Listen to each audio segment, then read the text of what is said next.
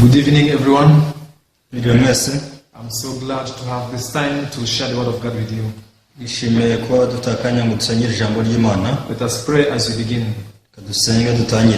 Dear our Heavenly Father, we thank you for this moment. Father, you have given us this blessing to meet you in your word. Lord, unless the Holy Spirit leads us, we can never meet you. That's why, Father, I'm praying for this evening fellowship so that the Holy Spirit may guide us from the beginning up to the end.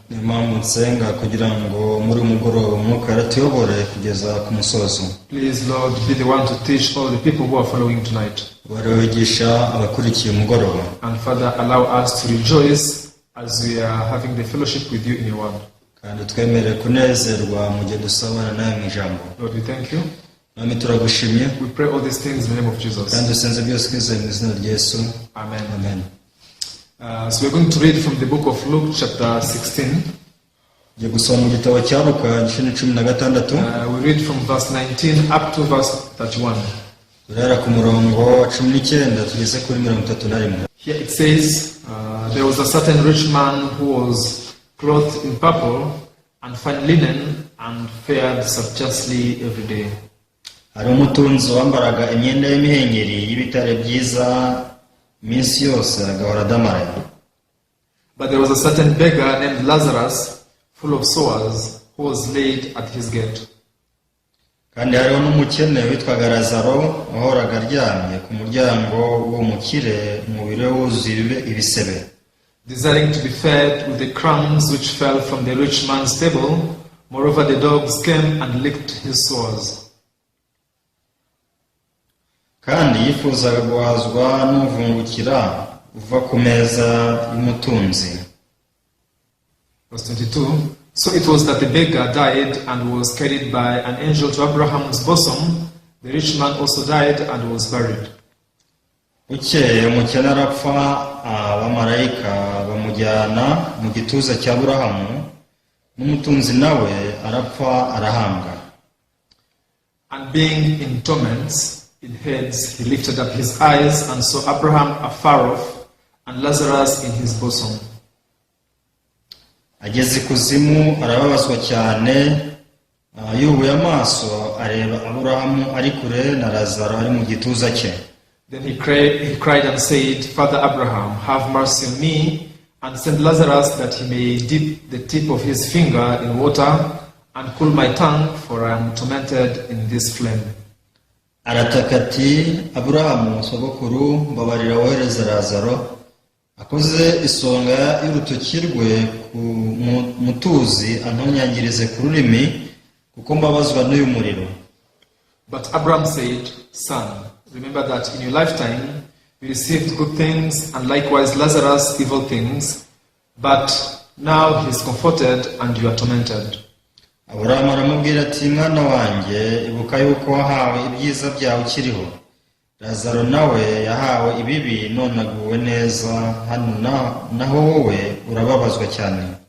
And besides all this, between us and you, there is a great gulf fixed, so that those who want to pass from here to you cannot, nor can those from there pass to us.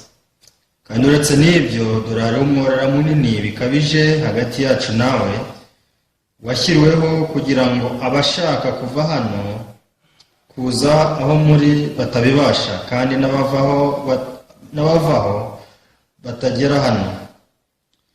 Then he said, I beg you therefore, Father, that you would send him to my father's house. Nawe ati, ndakwinginze sogokuru ngo nibura umwohereze kwa data. For I have 5 brothers, that he may testify to them, lest they also come to this place of torment. Kuko mfite bene data batanu, ababurire ngo nabo batazaza aha hantu ho kubabarizwa cyane. Abraham said to him, they have Moses and the prophets, let them hear them. Aburahamu aramubwira ati, bafite Mose n'abahanuzi babumvire. And he said, no, Father Abraham, but if one goes to them from the dead, they will repent. nawe ati oya sogokuru Aburahamu, ahubwo nihagira uzuka akabasanga bazihana. But he said to him, if they did not hear Moses and the prophets, neither will they be persuaded, though one rise from the dead. Aramubwira ati nibatumvira Mose n'abahanuzi ntibakwemera naho umuntu yazuka. Yes. So thank you very much. You have read up to verse 31. Murakoze cyane ngejeje ku murongo wa 31. So after I received salvation, I got a great joy in my heart. Maze kwakira agakiza nagize umunezero mu mutima wanjye. It's not that I was trying just to rejoice by myself, but the word which I received could create the true joy and true happiness. Suko nageragezaga kwishima ku bwanjye, ahubwo ijambo nakiriye niryo ryabashije kurema ibyishimo n'umunezero. So that joy and happiness was fueled by the fact that I could understand the meaning of life. Umunezero n'ibyishimo byatumye numva igisobanuro cy'ubuzima. Before I met the true gospel, I didn't know the exact meaning of life. Mbere ko nkora n'ubutumwa bwiza ntabwo numvaga impamvu yo kubaho. Why did I come, to this existence? Avuga ndetse kuki nabayeho? Why did I come into this world? Ni kuki naje mu isi? I couldn't have any of these answers. Nta bisubizo nk'ibyo by'ibyo bibazo nari mfite. Many times I live complaining. Inshuro nyinshi wasangaga ninuba. God, why am I liking this and that? Ese Mana kuki ibi n'ibi bimeze gutya? Why was I born in a poor family? Ese ni ukubera iki navukiye mu muryango ukennye? Why do I meet such troubles, difficulties, and hardships in my life? Kuki nkura n'amage n'ingorane mu buzima bwanjye? What will be the end of my life? Ese iherezo ry'ubuzima bwanjye riteye rite? After my death, where will I go?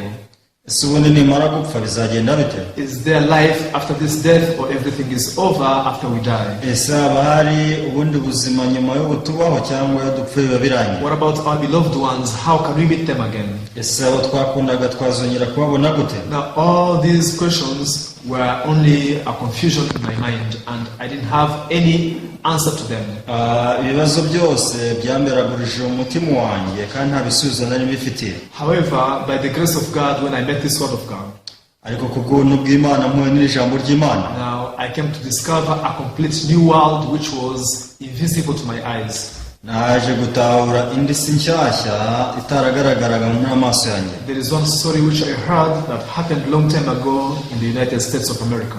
hari inkuru numvise kera cyane mu byabayeho muri Leta Zunze Ubumwe za Amerika. I'm not sure, but I think the story was about the very first president of the USA. Simbyibuka neza ariko ntekereza ko ari inkuru y'umuperezida wayoboye Leta Zunze Ubumwe za Amerika bwa mbere.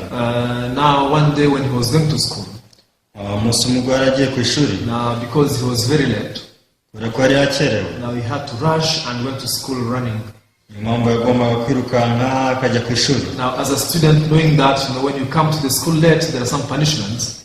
nuko nk'umunyeshuri abazi ko nagera ku ishuri akerewe hari ibihano. Now he was running very fast, so that at least he can catch up with time. yari arimo yirukanka kugira ngo adakererwa cyane. Now arriving at his class, ageze mu ishuri, now he just rushed to the class and he opened the door. yarayirukanse atakingura urugi rw'ishuri arinjira. So by the time he was entering, now the teacher was standing just behind the door. mu gihe rero mu gihe yinjiraga mwarimu warahagaze inyuma y'urugi. So then from that moment, now he knocked the teacher with the door, then the teacher fell down. niyo mpamvu rwa rugi rwakubise mwarimu hasi aragwa. Now the teacher was very frustrated. kigero mwarimu yararakaye. He was very angry. He punished him. kubwo burakari rero yaramuhanye. And that was not enough. ako ntibyari bihagije. He even reported him to the school authorities. ndetse yanamutanze ku bayobozi b'ikigo. Now the school principal also had to intervene in this problem. rero abayobozi b'ikigo bagombaga kubivanga muri icyo kibazo. Now the principal came to this student. rero umuyobozi w'ikigo yegera umunyeshuri. Then he asked him, why did you knock your teacher?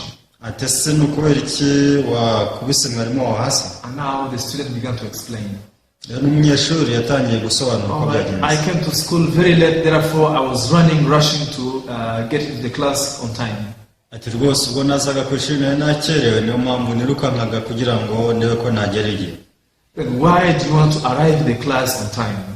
ese kuki ugomba kugera mu ishuri igihe? Or I don't want to miss any lesson because I want to perform well. ati sinshaka gusiba isomo na rimwe kubera ko nshaka gutsinda. Why do you want to perform well in the class? ese kuki ushaka gutsinda mu ishuri? Surely I want to graduate with a very high score. ati nshaka kuzarangiza mfite amanota menshi. Why do you want to graduate with a very high score?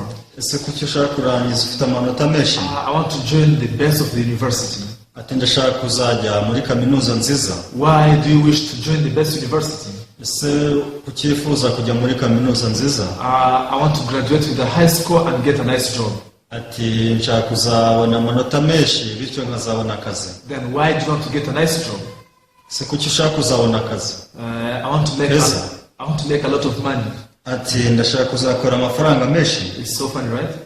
ibintu bisekeje. Now the principal is asking all these questions to the student. rero umuyobozi w'ikigo yakomeje kubaza umunyeshuri ibibazo nk'ibyo. Why do you want to make a lot of money? ese ushakira iki amafaranga menshi? You see, I want to live well with my family. ati nshaka kubaho neza n'umuryango wanjye. If I don't have money, then life will be very tough for me. kubera ko ntafite amafaranga ubuzima bwazagorana. Then after that, what's next? se nyuma y'ibyo ni iki kizakurikira? You have made a lot of money. korera amafaranga menshi. Yes, you built a very nice house.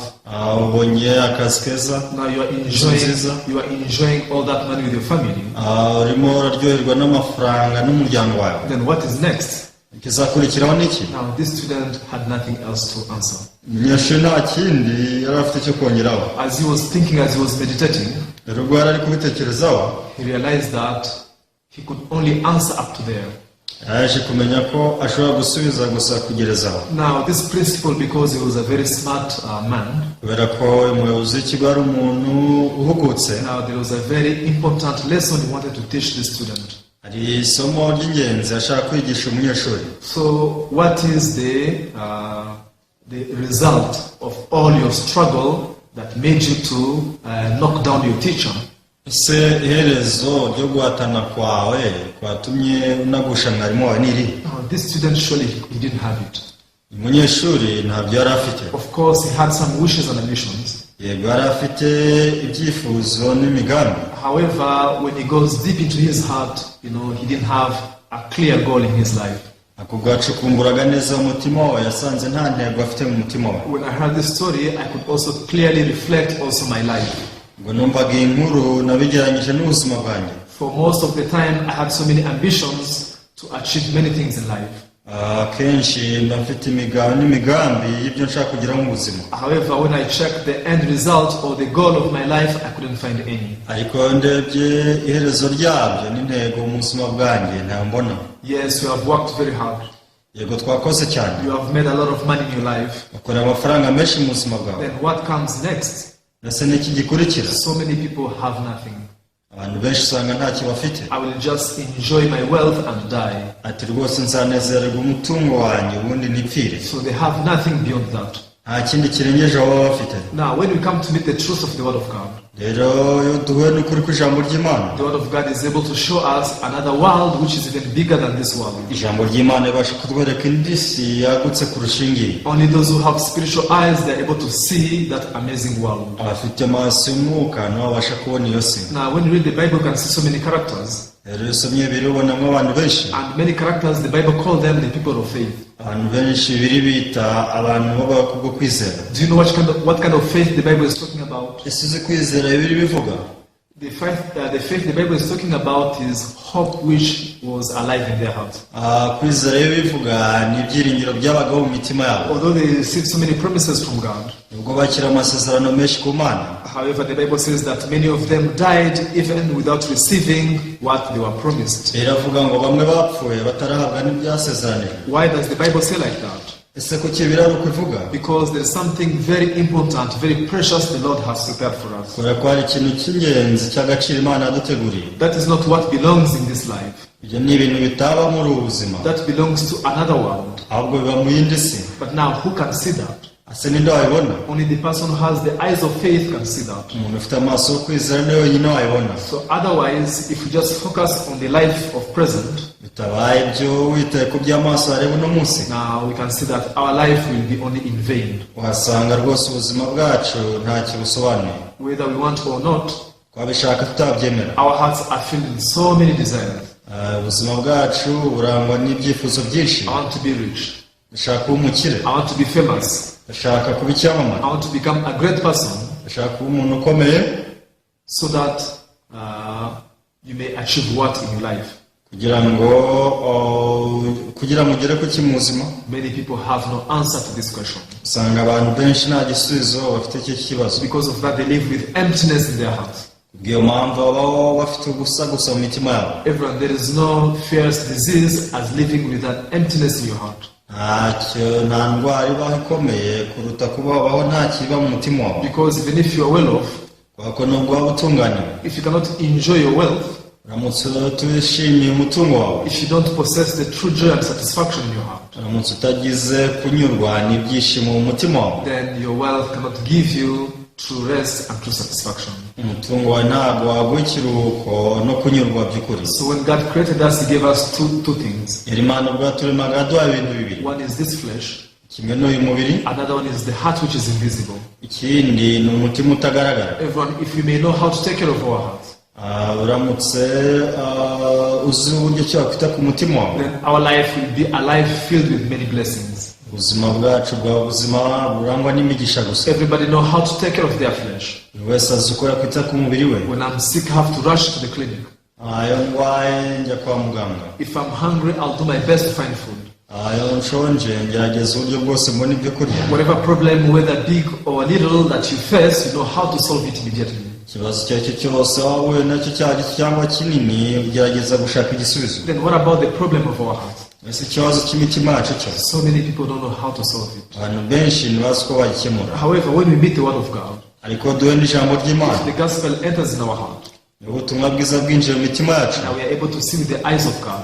tubasha kurebesha amaso y'Imana. And the eyes of God can see further than what we can see by ourselves. Rero amaso ava mu ijambo ry'Imana ashobora kureba kure, kureba asanzwe. Because our physical eyes are only limited to see only this world and everything on the earth. Kubera ko amaso asanzwe afite aho agarukira, abasha kureba iby'isi gusa. However, the eyes of God ariko amaso y'Imana can see even beyond the life of this earth.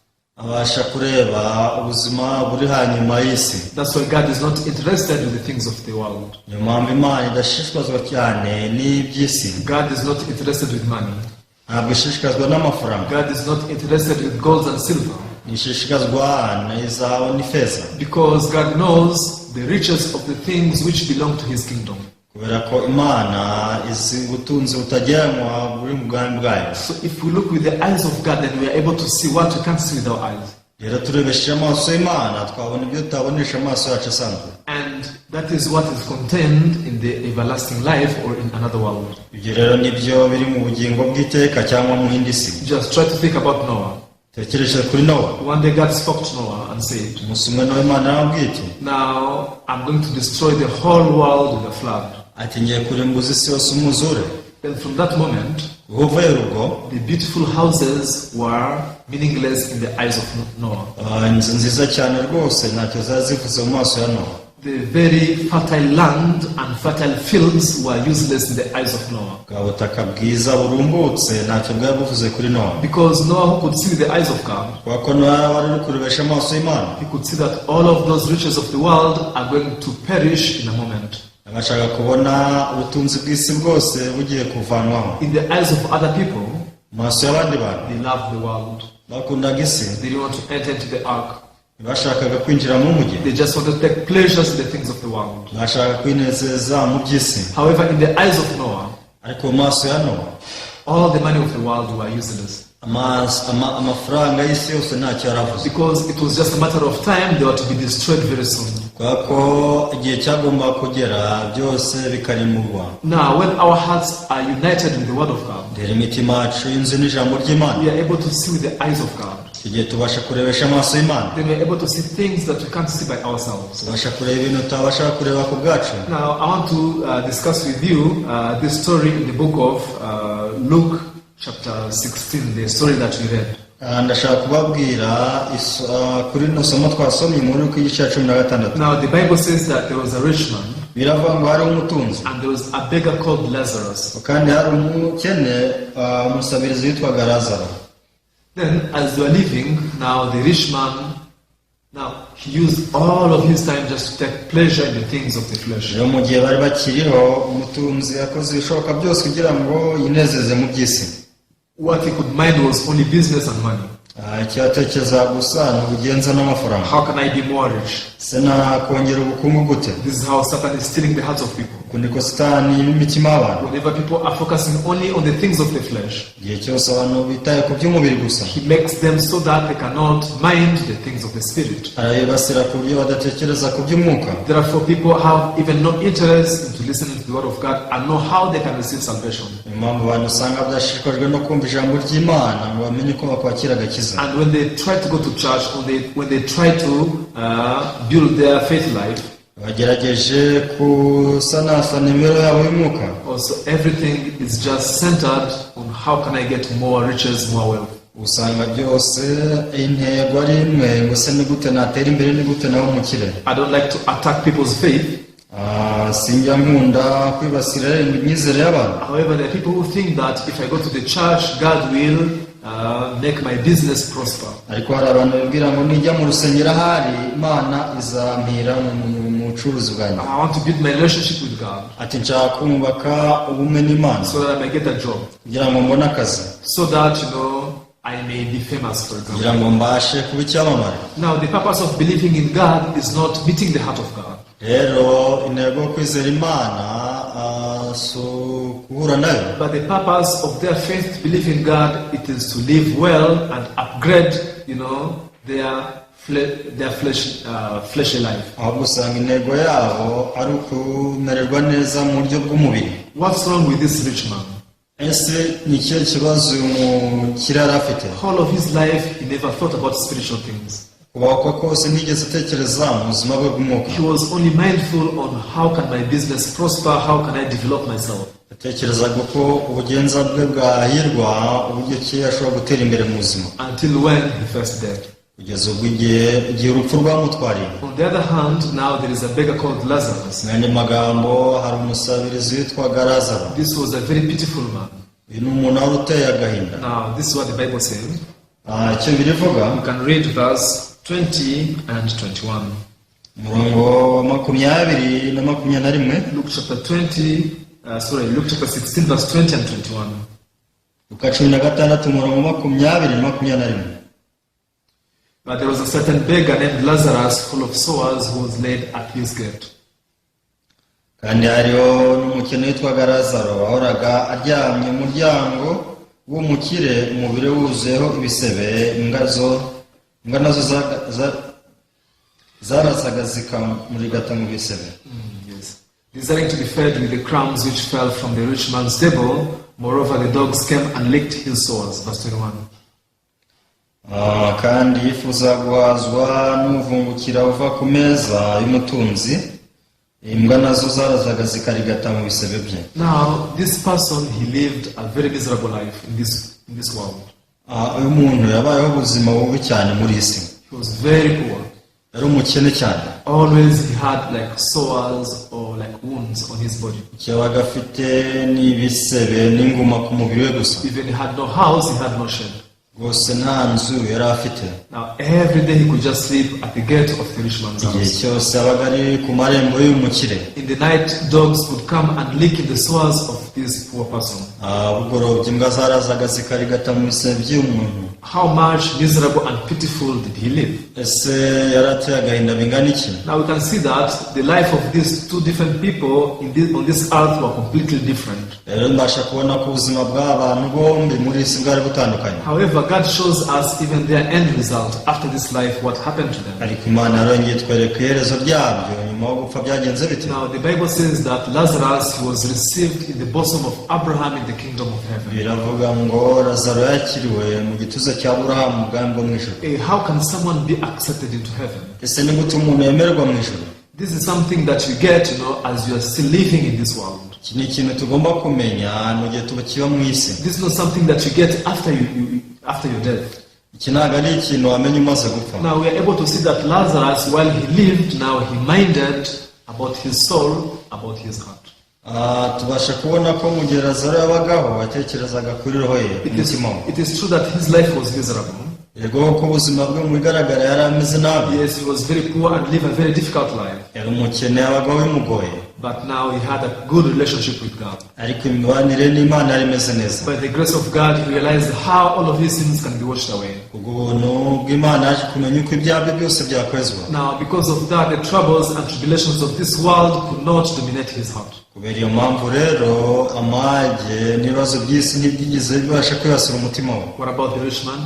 Ese umukire? Now, the Bible says that he ended up into the everlasting punishment.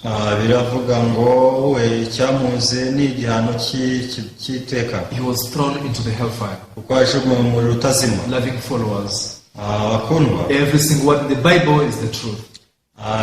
Ijambo ryose ryo muri Bibiliya ni ukuri. Just like it happened like this, also it will happen, at the end of the age.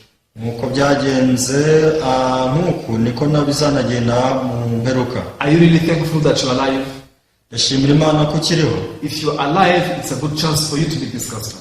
Niba ukiriho rero ni amahirwe meza yo kumva ubutumwa bwiza. God will never ask you how much money did you make. Ntabwo Imana izakubaza ngo wakoreye amafaranga angahe. God will never ask you how much successful did you become when you were in this world. Ntabwo Imana izigeze kubaza ngo se wahiriwe kangahe muri isi. God will only check if you have a clear relationship with Him. Ahubwo icyo Imana izareba ni ukureba niba koko ufite imibanire nyayo nawe. The clear relationship with God is of people whose sins have been washed away. Imibanire Imana nayo ni uko ibyaha by'umuntu bigomba kuba byarejejwe. Those who take care of their heart. Abita ku mitima yabo. Those who search from the Bible. Abakurikira muri Bibiliya. They are able to meet the open way in which they can use to go to heaven. Babasha kubona inzira ibafungukiye kujya mu ijuru. However, Satan now disturbs us so much. Ako Satani ahora atugerageza. Now he fills our heart with infinite desires. Usanga ashyira mu mitima yacu ibyifuzo bidashira. Endlessly people, they just think and they meditate how they can become more prosperous. Igihe cyose ugasanga abantu barimo baratekereza uko batera imbere gusa. However, Jesus said, ako Yesu yaravuze ati, please put your mind to the things which are in heaven above. Ati ujye ushyira umutima wawe kubiri hejuru mu ijuru. And now Jesus said that we should be mindful of the things of heaven. Bivuze ngo Yesu yaravuze ngo tugomba kuzirikana ibyo mu ijuru. Why is it so? Uko biri. Because this is the true wisdom. Nuko ari ubwenge nyabwo. As we are born empty-handed, igihe tuvutse ntacyo dufite. So we shall go empty-handed from this world. N'ubundi si tuyivamo ntacyo dufite. So even if you accumulate a lot of rich from this world, ubwo rero wabona ubutunzi bwinshi bw'isi. You are not able to take even a single penny from this world when you die. Rwose nta n'igiceri n'iki na kimwe uzajyana n'upfa. Then we are left to live in the eternity.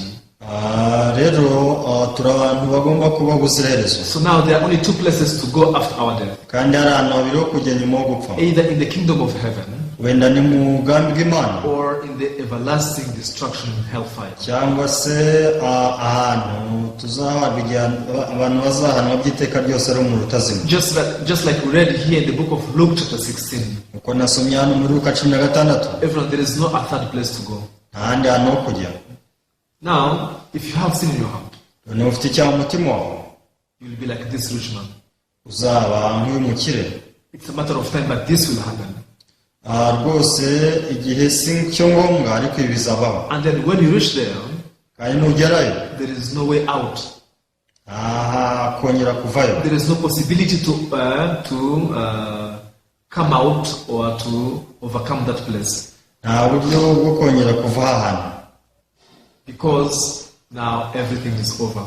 Kubera ko ibintu byose bizaba birangiye. Now this is what happened to this rich man. Ikiro nicyo cyabaye kuri uyu mukire. He was tormented so much. Rwose yaratotejwe cyane. And now he desired to be taken away from there. Uburyo yifuzaga kuvanwayo. However, it was too late. Ako yari yakerewe. Now that's when he began to regret. Uko niko yatangiye kwicuza. God, you gave me all these years to live. Rwose Mana wampaye imyaka yose yo kubaho. Why didn't I take care of my heart? Ese kuki nitaye ku mutima wanjye? Why wasn't I, mindful to the spiritual things? Ese kuki nigeze nita ku bintu by'umwuka? Why did I only care on how I can make a lot of money? Ese kuki nitaye gusa ko nakora amafaranga menshi gusa? Now the rich man was regretting so much.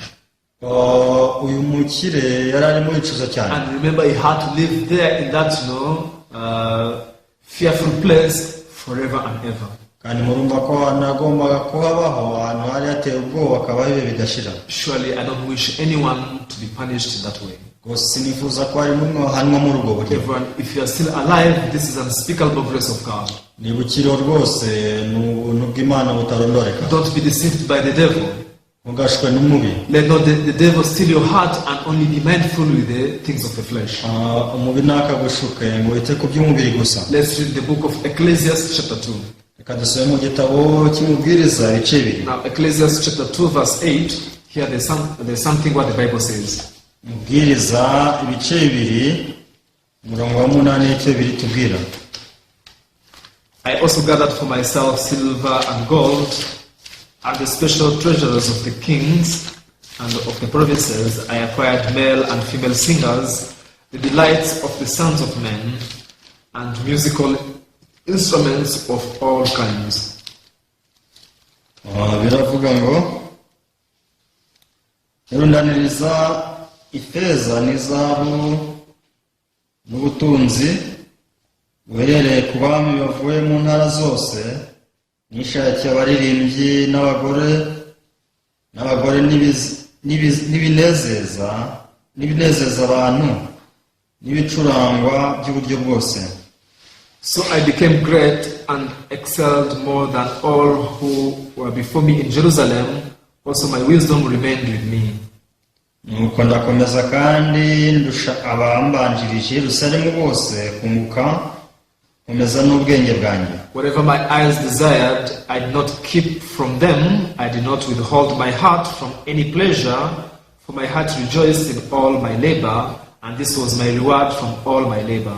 Kandi sinimye amaso yanjye icyo nifuza cyose, nta n'umunezero wose nimye umutima wanjye, kuko umutima wanjye wishimiraga imirimo yanjye yose. Ibyo nibyo byari ingororano z'imirimo yanjye yose. Now, in the world history, there are so many rich people. But it is said two people, now their wealth was uncountable. ariko ubu ngubu bivugwa ko abantu babiri ariho bonyine ubutunzi bwabo butabarikaga. One is this King Solomon. Uwa mbere ni umwami Salomo. King Solomon is the author of the book of Ecclesiastes. Umwami Salomo ni umwanditsi w'igitabo cy'umubwiriza. I don't know if you know Mansa Musa. Sinzi namwe witwaga Mansa Musa. Mansa Musa also was one of the great emperor in the West Africa. Mansa Musa nawe yari umwami muri Afrika y'Uburasirazuba. This was a man of a great wealth which was uncountable. Namwe kizu ubutunzi butigeze bubasha kubarika. Now when I read the testimony of King Solomon here in the book of Ecclesiastes, I was very shocked. Rero iyo nsomye ubuhamya bw'umwami Salomo hano mu gitabo cy'umubwiriza ndatungurwa. Because Solomon was not only rich, kuko Salomo si yari umukire gusa, he was very rich beyond measure. ahubwo yari umukire birenze ikigero. Now the Bible says that whatever thing he desired, biravuga ngo icyo yifuzaga cyose, whatever thing his heart and his eyes desired, buri kintu cyose amaso n'umutima we byifuzaga, he was able to get it. yabashaka kukibona. Can you understand what it means? Ese ubasha kubyumva koko? Now you can imagine what kind of desires do you have in your heart. Ibaze noneho ni ibihe byifuzo ufite mu mutima wawe. So there is nothing that he was restrained from possessing out of all of his desires. Rero aravuga ngo nta kigeze yima icyo yifuza cyose yarakibonaga. We can read again verse 10. Dusubire mu murongo wa 10. Whatever my eyes desired, I did not keep from them. I did not withhold my heart from any pleasure, for my heart rejoiced in all my labor, and this was my reward from all my labor. Kandi sinimye amaso yanjye icyo yifuza cyose, nta n'umunezero wose nimye umutima wanjye, kuko umutima wanjye wishimiraga imirimo yanjye yose. Ibyo nibyo byari ingororano y'imirimo yanjye yose. Now this chapter 2 of the book of Ecclesiastes, igice cya kabiri cy'umubwiriza, from the testimony of King Solomon, nyuze mu buhamya bw'umwami Salomo, we can see how so many rich kings brought all of their riches to King Solomon. tubasha kubona ukuntu abami bandi bose bazanaga ubutunzi bwabo kwa Salomo. However, what was the conclusion of his life? ese yanze gute mu buzima bwe? That is the most important. Iki ni cyo kintu cy'ingenzi. What did he gain out of all of those pleasures? Se muri ibyo byose, muri uwo munezero yungutse iki? Verse 11. Murongo wa 11. Then I looked on all the works that my hands had done, and all the labor in which I had toiled, all indeed was vanity and grasping for the wind. There was no profit under the sun. Maze nitegereje imirimo y'amaboko yanjye n'imiruho yose niruhije nkora, nsanga byose ari ubusa, ari nko kwiruka inyuma y'umuyaga, kandi nta gifite umumaro kiri munsi y'ijuru. Ever now here Solomon is warning us. Rero hano Salomo arimo aratuburira. Now I was able to have everything I desired. Nabashe kubona ibyo nifuje byose. However, I came to realize that everything is vanity. Ariko naje gusanga byose ari ubusa. Now he could not be truly happy and joyful from all the wealth that he had. Bwose mu butunzi bwose yari afite ntabwo yigeze abasha kunyurwa ngo yishime nk'uko bikwiriye. Now joy and happiness don't come from the wealth that we have. Rero umunezero n'ibyishimo ntabwo bituruka mu butunzi dufite. Joy and happiness come from the heart. Kuko ibyishimo n'umunezero bituruka mu mutima. The heart is the organ that produces joy and happiness. Ni ukuvuga ngo umutima ni urugingo rubasha kubyara ibyishimo n'umunezero. Just like our tongue can sense flavor. Nk'uko ururimi rushobora kumva uburyohe. In the same way, the heart also was meant to sense, happiness and joy. Nk'uko umutima nawo uri aho ngaho kugira ngo ubashe kumva uburyohe bw'ibyishimo n'umunezero. Now we can see that even Solomon, who was one of the richest people in the world, but he couldn't be satisfied. Tubasha kubona ko rero Salomo wabaye umukire wa mbere ku isi, ari umwami nawe ntiyigeze abasha kunezerwa. Then how can we be satisfied? Nese wanezerwa gute, wanyurwa gute? When our hearts meet, God. Nigiye gusa imitima yacu ihuye n'Imana. When we receive the gospel in our heart. Wakira ubutumwa bwiza mu mutima wawe. Receiving the gospel means receiving the works of Jesus. Kwakira ubutumwa bwiza bivuze kwakira Yesu. Jesus who died for me. Yesu wamfiriye. Who washed away my sin. Wageje ibyaha byanjye. Who paved the way for me to go to the everlasting kingdom. Wamarura inzira ibasha kungeza mu bwami bw'Imana. Then this poor person who always lived at the entrance of the rich man. Umukenero wabagaho ari ku irembo ry'umukire. It is true that he suffered for a certain moment. Bwose yarababaye mu gihe runaka. But the rest of his life. Ariko ubuzima bwe bwose bwakurikiye. He lived in eternity in great joy and great happiness. Yabayeho ubuziraherezo umunezero udashira. Even if we understand the working of Satan, muramutse mwumvise gukora kwa Satani, we are able to overcome his traps. Tubasha kurenga imitego yose. Then how does he deceive us? Ese twakira te? Only to take care of our flesh. Ni ugutwara imibiri yacu gusa. If you don't take care of your flesh, ati utitaye ku mubiri wawe, if you don't make money and eat, you'll die. ati nudakora amafaranga uyarya uzapfa. If you don't make wealth and treat your body, you'll die. Nudakorera ubutunzi ngo wite ku mubiri wawe uzapfa. People, they do their best to avoid the death of this flesh. Abantu bakora ibishoboka byose bakirinda urupfu rw'umubiri. Now, long time ago, the Chinese kings used to seek for, the medicine of not dying. Kera cyane umwami mu Bushinwa yagerageje gushaka imiti izamubuza gupfa. He wanted to live forever. Ashaka kubaho ibihe bidashira. And he thought that there can be some chemicals or some medicine that will allow him to live forever. Aravuga ati byanze bikunze hariho imiti umuntu yarya akabaho ntapfe. In the hearts of all people, imitima abantu benshi want to live forever in a good place. Abifuza kubaho neza ubuziraherezo ahantu heza. However, we don't know how to do that. Ariko ntituzi ko twabigenza. Because of that, God gave us the blessing of this gospel. Biriyo mpamvu rero Imana yaduha umugisha w'ubutumwa bwiza. I want to read one verse before I end. Ashaka gusoma umurongo umwe mbere yuko nsoza. In the book of Luke chapter 12. Igitabo cya Luka ibice 12. How did Jesus say? Yesu yavuze ate? Jesus said here in the book of Luke chapter 12 verse 4 and 5, we can read it. Luka cya 12 murongo wa 4 na 5. And I say to you, my friends, do not be afraid of those who kill the body and after that have no more that they can do. Ndababwira mwebwe inshuti zanjye nti mugatinya abica umubiri hanyuma ntibagire ikindi batwara. But I'll show you whom you should fear. Fear him who after he has killed has power to cast into hell. Yes, I say to you, fear him. Ahubwo ndabayereka uwo mutinya, uwo mukwiye gutinya, mutinye umara kwica umuntu agashobora kumujugunya muri Gehinomu. Now, this is what Jesus is speaking unto us. Uku niko Yesu atubwira. Whom should you fear? Ese ninde ukwiye gutinya? The one who kills the body or the one who kills the soul? Ese n'uwica umubiri cyangwa n'uwica ubugingo? Don't fear the one who kills the body. Rwose ntukice ubasha kwica umubiri gusa. The disease, indwara, poverty, ubukene, problems of this world. ibibazo by'isi. Jesus said, don't fear that. Yesu yavuze ngo ibyo ntukabitinye. Now, when Satan is cheating us, ariko Satani yadushuka, he is cheating us to avoid the death of this body. aradushuka akatubwira ngo mwirinde urupfu rw'umubiri. Take care of your flesh. Wite ku mubiri wawe. Take care of your body, avoid death. Wite ku mubiri wawe wirinde urupfu. You should make money and live well. Ugomba gukora amafaranga ukabaho neza. You should be famous, and be more wealthy. Ugomba kuba ikirangirire nk'umuntu utunganye. So now, as people are taking care of their flesh, rero mu gihe abantu bita ku mibiri yabo, they avoid taking care of their soul.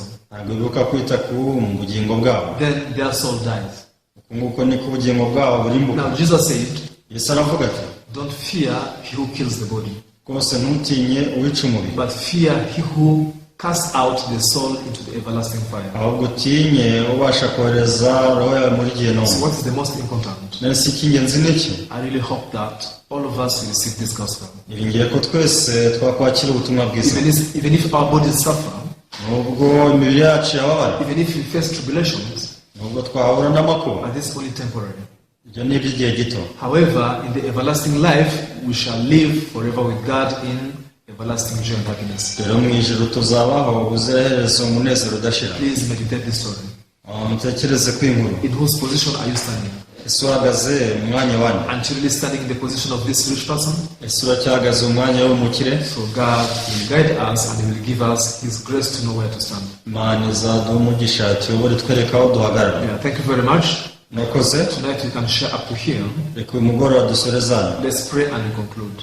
dusenge dusoze. Heavenly Father, we thank you for this chance that you have given us. data wo mu ijuru tugushimira amahirwe yaduhaye. Most of the time we only think in the flesh. turi abantu bahora batekereza kamere yacu y'umubiri gusa. God, how can I have more wealth? ese ni gute natunganirwa? Just like this rich person in the book of Luke chapter 16. uyu mukire tubonye muri Luka igice cya 16. However, he misused the time he was given to live in this world. yaragaye ko kuba mu isi yahawe yagakoresheje nabi. So he didn't take care of his heart, his soul. ko ntabwo yigeze yita kuri roho ye. Therefore, he perished forever. niyo mpamvu yarimutse. On the other hand, the Lazarus, the poor, mu rundi ruhande Lazaro ari umukene. yes, he suffered, yego yarababaye, but he could meet his gospel and receive the forgiveness of sin. ariko yamenye ubutumwa bwiza akira imbabazi z'ibyaha. By believing in Jesus, he was welcomed in the bosom of Abraham. kubwo kwizera yabashe kwakirwa mu gituza cya Aburahamu. So, Lord, I believe that you want to guide us into that way. biringiye ko ushaka kutuyobora muri iyo nzira. We thank you, Lord. turagushimira Umwami. We pray all these things in the name of Jesus. kandi dusenze byose twizeye mu izina rya Yesu. Amen. amen. Yeah, thank you very much. murakoze cyane. I hope to see you next time. biringiye kongera kubabona ubutaha.